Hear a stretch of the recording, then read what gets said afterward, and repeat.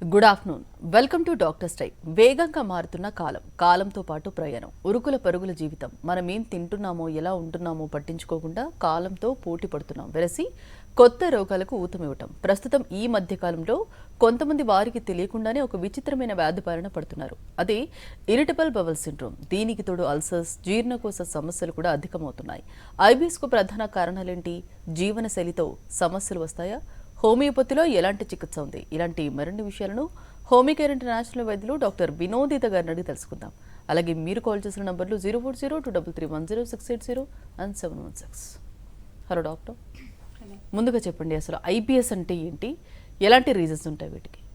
So IBS అంటే irritable bowel syndrome. ముందుగా దీని గురించి మాట్లాడుకునే ముందర how are digestive system works అనేది ఫస్ట్ మనం తెలుసుకుందాము. సో మెయిన్గా మన నోరు దగ్గర నుంచి కింద యానస్ వరకు మనకి డైజెస్టివ్ ట్రాక్ట్ అనేది ఉంటుందన్నమాట.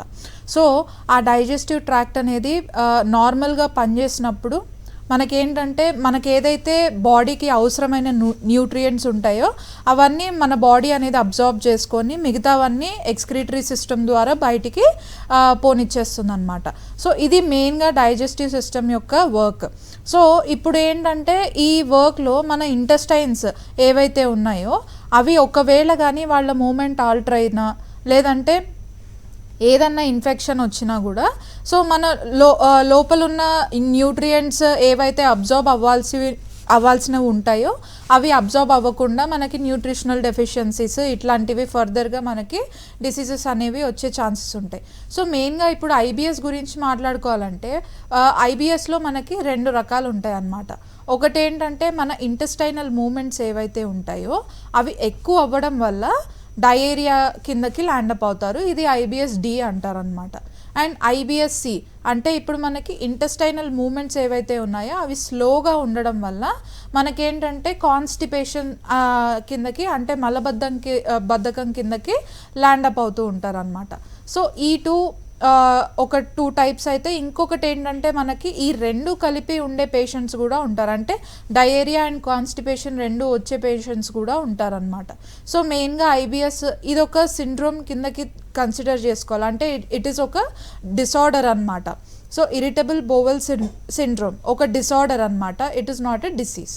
ఓకే అండి, అంటే ఒకవేళ ఐబిఎస్ ఉంటే లక్షణాలు అనేది అందరిలో ఒకేలాగా ఉంటాయి, ఏమైనా డిఫరెన్స్ ఉంటాయి? సో ప్రతి ఒక్కళ్ళలో లక్షణాలు అనేవి డిఫరెంట్గా ఉంటాయి. సో ఇందాక చెప్పుకున్నట్లు ఐబిఎస్ డిలో వచ్చేసి మనకి డయేరియా ఉంటుందన్నమాట. మెయిన్గా సిమ్టమ్ వాళ్ళకి తిన్న వెంటనే మూమెంట్స్ అనేవి ఎక్కువ ఉండడం వల్ల బ్లోటింగ్ సెన్సేషన్ అంటే కడుపు ఉబ్బరం అయిపోయి గ్యాసెస్ ఎక్కువగా ఫామ్ అయిపోయి ఈ వెంటనే వాళ్ళకి డయేరియా సెన్సేషన్ అంటే మోషన్ పాస్ అయ్యే సెన్సేషన్ రావడం. అండ్ మోషన్ పాస్ అవ్వకపోతే వాళ్ళకి ఆ సాటిస్ఫాక్షన్ ఉండదన్నమాట. ఆ మొత్తం డే అంతా ఆ బ్లోటింగ్ తోటి ఉంటారు. So if they don't pass the stool, so ఫ్రీక్వెంట్గా తిన్న వెంటనే వాళ్ళు స్టూల్ పాస్ అవ్వడం. అదర్వైజ్ వాళ్ళు ఏమన్నా వాళ్ళకి ఒక ఇంటాలరెన్స్ కానీ ఉండుంటే లైక్ లాక్టోస్ అంటే వాళ్ళకి మిల్క్ ఇంటాలరెన్స్ కానీ లేదంటే గ్లూటెన్ ఇంటాలరెన్స్ కానీ సో ఇట్లాంటిది ఏదైనా తిన్నప్పుడు వాళ్ళకి ఆ పదార్థం వల్ల ఇంటాలరెన్స్ ఉంటే కనుక తొందరగా మూమెంట్ అనేది ఎక్కువ అవ్వడం వల్ల మోషన్స్ అనేవి పాస్ అవ్వడం జరుగుతుంది. అండ్ కొంతమంది పేషెంట్స్లో ఏంటంటే స్లో మూమెంట్ వల్ల తిన్న తర్వాత కూడా వాళ్ళకి ఏంటంటే మోషన్ నార్మల్గా అవ్వకుండా హార్డ్ స్టూల్స్ రావడం కానీ లేదంటే కొన్ని రోజుల పాటు వాళ్ళకి స్టూల్స్ అసలు రాకుండా ఉండడం కానీ చూస్తూ ఉంటాం అన్నమాట. సో ఇది ఒక్కొక్కళ్ళలో ఒక్కొక్క సిమ్టమ్స్ లాగా కనిపిస్తూ ఉంటుంది. అండ్ దీనివల్ల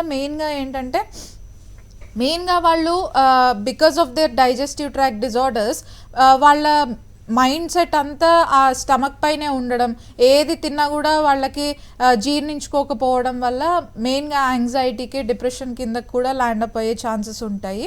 అండ్ ఆల్సో ఈ యాంగ్జైటీ ఎక్కువ అవ్వడం వల్ల దాని గురించే ఎక్కువ థింక్ చేయడం వల్ల కూడా ఐబిఎస్ వచ్చే ఛాన్సెస్ ఉంటుందన్నమాట. అంటే ఒకటే పని మీద అంటే ఫియర్ ఆఫ్ ఈటింగ్ సంథింగ్ లేదంటే fear of doing some work. So mental and gut అనేది కొద్దిగా కనెక్టెడ్ ఉంటాయి. సో ఒకవేళ యాంగ్జైటీ లెవెల్స్ అనేవి ఎక్కువగా ఉంటే కనుక దాన్ని కొంచెం ఆల్టర్ చేసుకోవచ్చు మెడిసిన్స్ తోటి. అది పూర్తిగా ఆల్టర్ అయిన తర్వాత ఐబిఎస్ కూడా కంట్రోల్లోకి వస్తుంది. అండ్ ఆల్సో ఐబిఎస్ని కంట్రోల్ చేసుకుంటూ మెంటల్స్ని కూడా కంట్రోల్ చేయొచ్చు. ఓకే అండి, ఐబిఎస్ వల్ల అంటే హెర్నియా వచ్చే ఛాన్స్ ఉందా? హెర్నియా అంటే ఇప్పుడు మనకి ఒకవేళ కాన్స్టిపేషన్ ఉంది అని అనుకోండి, సో మెయిన్గా ఎక్కువగా ప్రెషర్ పెట్టడం వల్ల ఎంతకి వాళ్ళ స్టూల్స్ రాకపోవడం వల్ల ప్రెషర్ ఎక్కువగా పెడితే గనక మనకి umbilical hernia or inguinal hernia ఈ 2 వచ్చే ఛాన్సెస్ ఉంటాయి.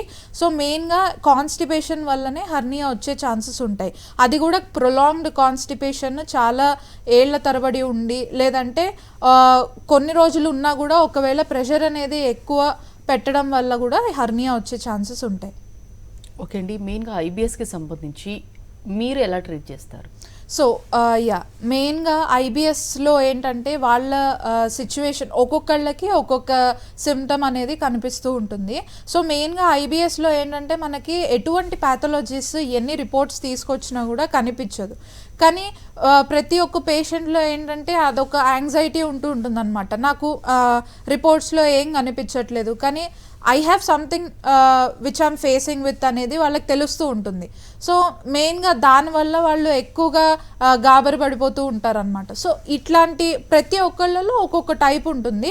సో ఆ సిమ్టమ్స్ని కన్సిడర్ చేస్తూ వాళ్ళ బాడీ టైప్కి ఎటువంటి మెడిసిన్స్ అనేవి సూట్ అవుతాయి, అండ్ ఆల్సో వాళ్ళ బాడీకి ఎటువంటి ఫుడ్ పడుతోంది, ఏది పడట్లేదు, అండ్ ఆల్సో వాళ్ళ క్లినికల్ హిస్టరీ బీపీ కానీ డయాబెటీస్ కానీ, సో ఇట్లాంటివి ఏమన్నా క్రానిక్ ఎయిల్మెంట్స్ ఉంటే కనుక అవి కూడా కన్సిడర్ చేసుకుంటూ వాటితో పాటు వాళ్ళ బాడీకి ఎటువంటి మెడిసిన్స్ అయితే సూట్ అవుతాయో ఆ మెడిసిన్స్ తోటి మనం ట్రీట్మెంట్ కంటిన్యూ చేస్తూ వాళ్ళకి కాన్స్టిట్యూషనల్ మెడిసిన్ అనేది ఇవ్వడం జరుగుతుంది.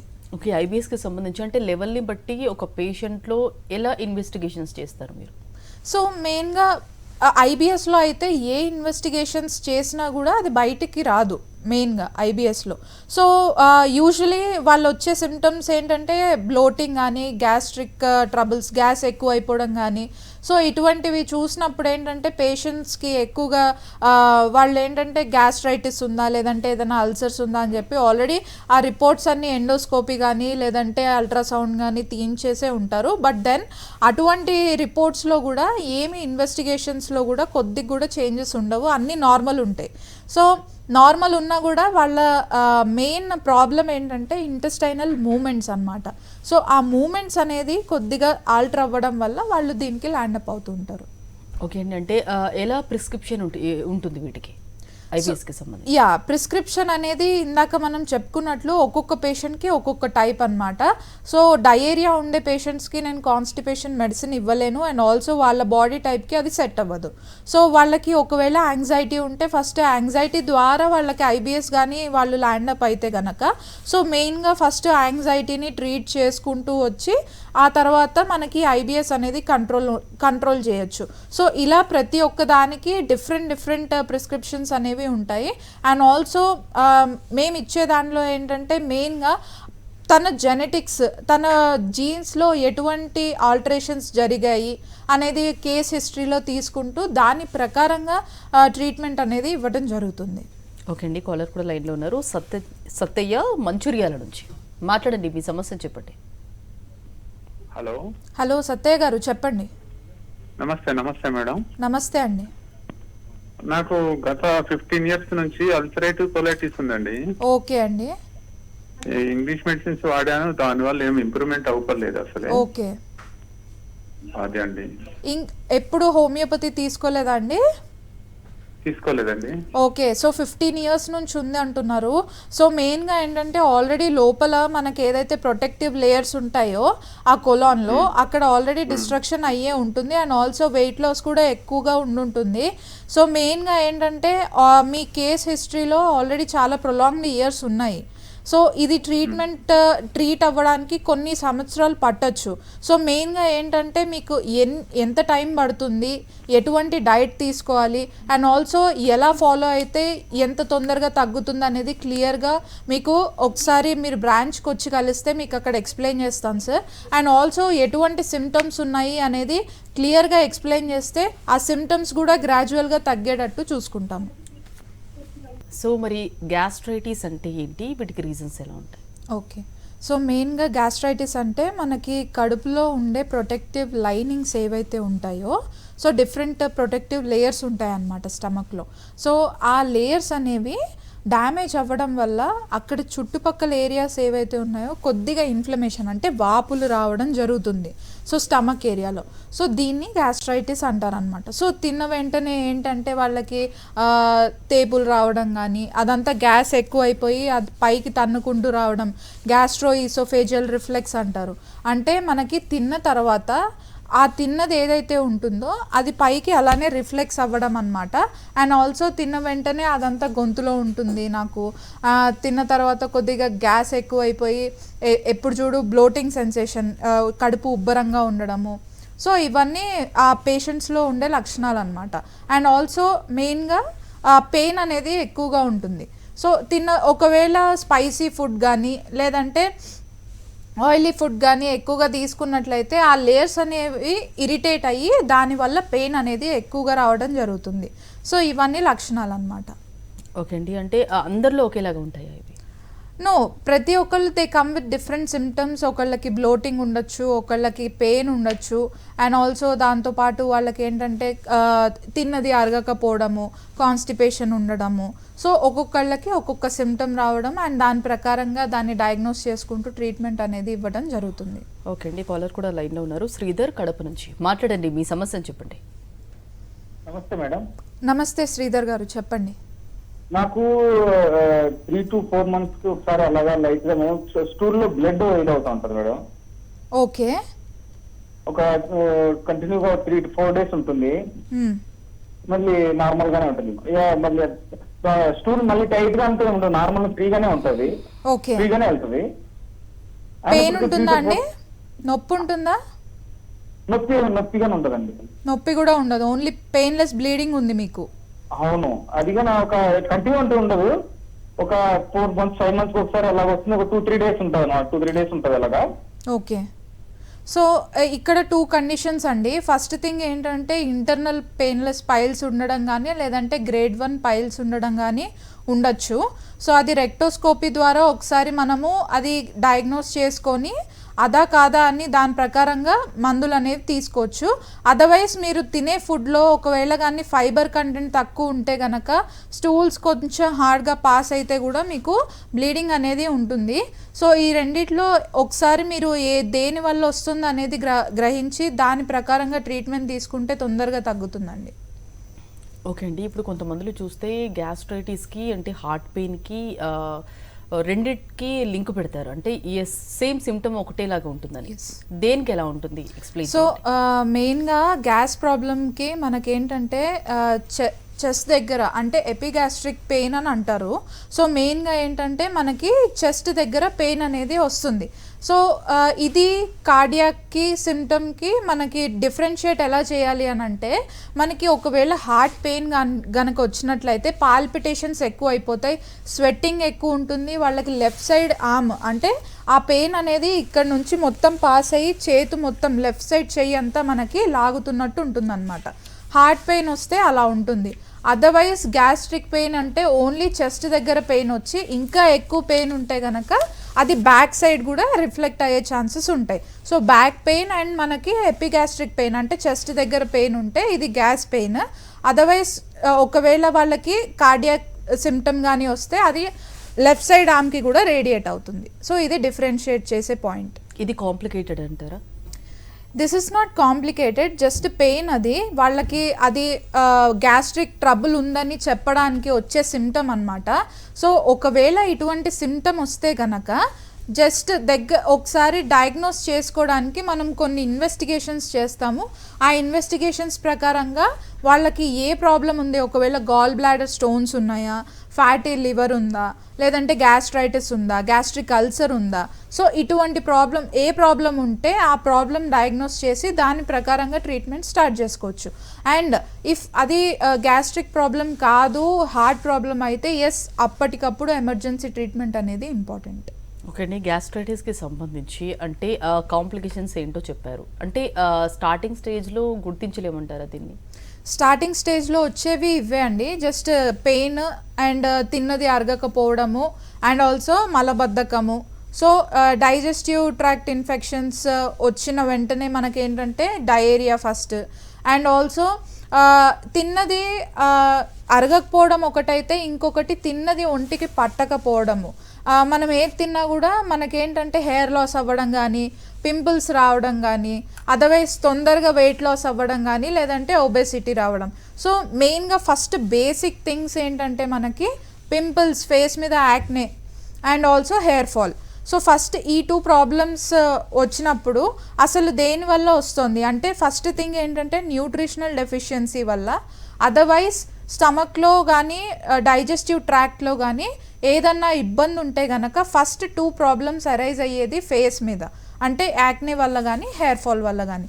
సో ఇది బేసిక్గా సిమ్టమ్స్ చూసినట్లయితే ఫస్ట్ దీన్ని కన్సిడర్ చేసుకుంటూ, అండ్ ఈ 2 ప్రాబ్లమ్స్ ఈవెన్ హార్మోనల్ ఇంబ్యాలెన్స్ వల్ల కూడా వస్తాయి.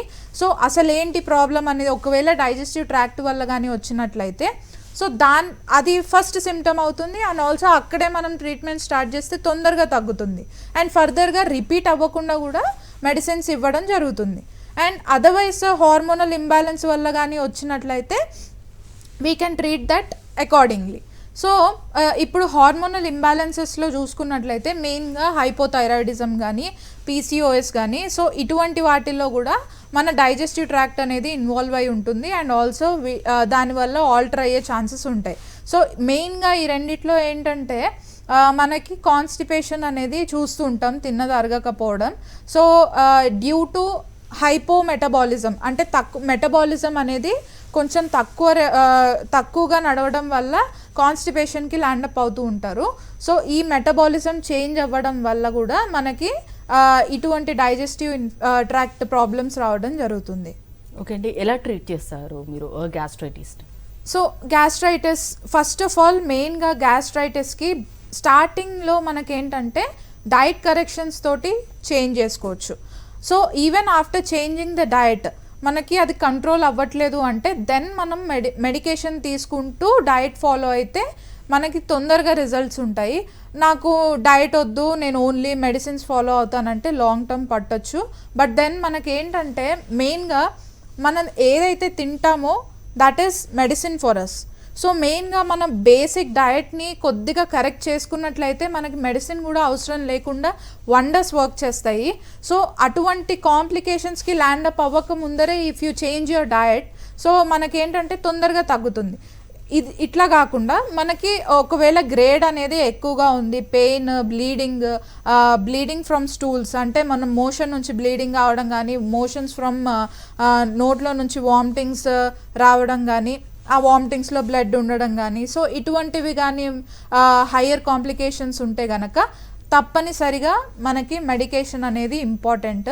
సో ఆ మెడిసిన్స్లో ఏంటంటే మెయిన్గా ఆ బ్లీడింగ్ ఫ్రమ్ ద మౌత్ వస్తే దాని ప్రకారంగా, బ్లీడింగ్ ఫ్రమ్ ద యానస్ అయితే దాని ప్రకారంగా, అండ్ ఆల్సో పెయిన్ ఉంటే ఎటువంటి పెయిన్, అండ్ బేసిక్గా అసలు దేనివల్ల కాజ్ దేనివల్ల అని చెప్పి దాని ప్రకారంగా మనము కేస్ హిస్టరీ త్రూ మనం ట్రీట్మెంట్ ఇవ్వడం జరుగుతుంది. And also some diet restrictions are to be followed. So diet follow అయితేనే ఇవి తొందరగా తగ్గుతాయి. ఓకే అండి, కాలర్ కూడా లైన్లో ఉన్నారు. నరసింహ హైదరాబాద్ నుంచి మాట్లాడండి, మీ సమస్యను చెప్పండి. హలో హలో హలో నమస్తే అండి, చెప్పండి. మేడం, నాకు పద్మారావు మాట్లాడుతున్నా, సికింద్రాబాద్ పద్మారావు నగర్ నుంచి. చెప్పండి సార్. నాకు పుట్ట అయిపోతుంటది, నాకు గ్యాస్ ట్రబుల్ ఉంది. ఓకే, మరి దీని గురించి ఏమైనా ట్రీట్మెంట్ ఇస్తారా? ఉందండి, ట్రీట్మెంట్ తప్పకుండా ఉంది. కానీ ఎన్ని రోజుల నుంచి ఉంది మీకు ఇది? ఇది నాకు సుమారు సంవత్సరం ఉంటుంది. ఓకే, సో తొందరగానే తగ్గుతుందండి. ఏం భయపడాల్సిన పని లేదు. మనకేంటంటే అసలు దేని వల్ల వస్తుంది, మన ఫుడ్ కూడా ఒకసారి పరిగణలోకి తీసుకొని, అండ్ మీరు ఎటువంటి మెడిసిన్స్ వాడుతున్నారు అనేది చూసుకొని దాని ప్రకారం, ఏదైనా డయాబెటీస్ ఉందా, షుగర్ ఉందా, బీపీ ఉందా మీకు? డయాబెటీస్ ఉన్నది. ఓకే అండి, సో అది కూడా కన్సిడర్ చేసుకొని దాని ప్రకారంగానే ట్రీట్మెంట్ ఇస్తాము. తొందరగానే తగ్గుతుందండి. ఒకసారి దగ్గరలో ఉండే బ్రాంచ్ని కలవండి సార్. రైట్ అండి, ఇన్వెస్టిగేషన్స్ గురించి ఆల్రెడీ చెప్పారు గ్యాస్ట్రైటిస్కి సంబంధించి, మరి ఎలా ట్రీట్ చేస్తారు మీరు? సో ఇన్వెస్టిగేషన్స్ మెయిన్గా మనకి ఫస్ట్ ఎండోస్కోపీ. సో ఎండోస్కోపీలో మనకేంటంటే ఏదైనా ఎంత డీప్ వరకు లేయర్స్ అనేవి డిస్ట్రక్ట్ అయి ఉన్నాయి, అనేది చూసుకోవచ్చు. అండ్ ఆల్సో దాంతో ఏంటంటే ఎంత తొందరగా ట్రీట్ అవుతుంది అనేది కూడా తెలుస్తుంది. అండ్ ఈవెన్ అల్ట్రాసౌండ్ కూడా చేయించి ఇంకా ఏమన్నా ఫర్దర్గా కాంప్లికేషన్స్ ఉన్నాయా అనేది కూడా చూసుకోవచ్చు. అండ్ ట్రీట్మెంట్ కూడా దాని ప్రకారంగానే మనకి ఎంత టైం పడుతుంది, ఎన్ని రోజుల నుంచి ఉంది, మనకి ఎంత టైం పడుతుంది, అండ్ ఏమేం జాగ్రత్తలు తీసుకుంటే ఎంత తొందరగా తగ్గుతుంది అనేది చెప్పడం జరుగుతుంది. ఓకే అండి, ఇవన్నీ రాకుండా ఉండాలంటే ఎలాంటి లైఫ్ స్టైల్ మోడిఫికేషన్ అనేది ఎలా చేసుకోవాలి ప్రతి ఒక్కరు కూడా? సో ఫస్ట్ థింగ్ ఏంటంటే మనకి acne and hair fall main symptom మనకు కనిపిస్తుంది. సో అప్పుడే కానీ మనకి డైజెషన్ సరిగ్గా అవ్వట్లేదు అనేది చూసుకున్నట్లయితే ఫస్ట్ మెయిన్గా బేసిక్గా మనం తినే ఫుడ్లో చేంజెస్ చేసుకోవాలి. బేసిక్గా మనం తినేది అన్నం, కూర, వాట్ ఎవర్ ఇట్ ఈస్, అది మనకి అన్ని న్యూట్రియంట్స్ ఉన్నాయా లేదా, అది మన బాడీకి అవసరమా కాదా అనేది ఫస్ట్ థింక్ చేసి దాని ప్రకారంగా తినండి. అంటే మనకి సైకలాజికల్గా ఓవర్ ఈటింగ్ కానీ లేదంటే అసలు తినకపోవడం కానీ టైంకి ఇవన్నీ చేస్తూ ఉంటారు. అలా కాకుండా బేసిక్గా తినేది మన ఒంటికి అవసరమా కాదా అని చూసుకొని తింటే గనక అక్కడే సగానికి సగం హార్మోనల్ ఇంబ్యాలెన్సెస్, సగానికి సగం న్యూట్రిషనల్ ఇంబ్యాలెన్సెస్ అన్నీ తగ్గిపోతాయి. బ్యాలెన్స్డ్ డైట్ అనేది చూసుకుంటూ అండ్ ఈవెన్ దాంతోపాటు అసలు ఎటువంటి ఫుడ్ తీసుకుంటున్నారు, స్పైస్ లెవెల్స్ అంత ఎక్కువ ఉంటే అది మనకి హాని చేస్తుందా లేదంటే అవసరం అవుతుందా అనేది ఒక్కసారి థింక్ చేసి ఒకసారి ట్రై చేయండి. ఈ డైట్ అనేది తినే ముందర ఒకసారి ఆలోచించి తినండి. That's all. మీకు సగానికి సగం ప్రాబ్లమ్స్ అనేవి తగ్గిపోతాయి. ఓకే, ఐబిఎస్ గురించి, గ్యాస్ట్రైటిస్ గురించి చాలా డీటెయిల్గా ఎక్స్ప్లెయిన్ చేశారండి. Thank you. ఇది వాళ్ళ doctors time. Next news updates ఉంటాయి. Stay tuned to Sakshi.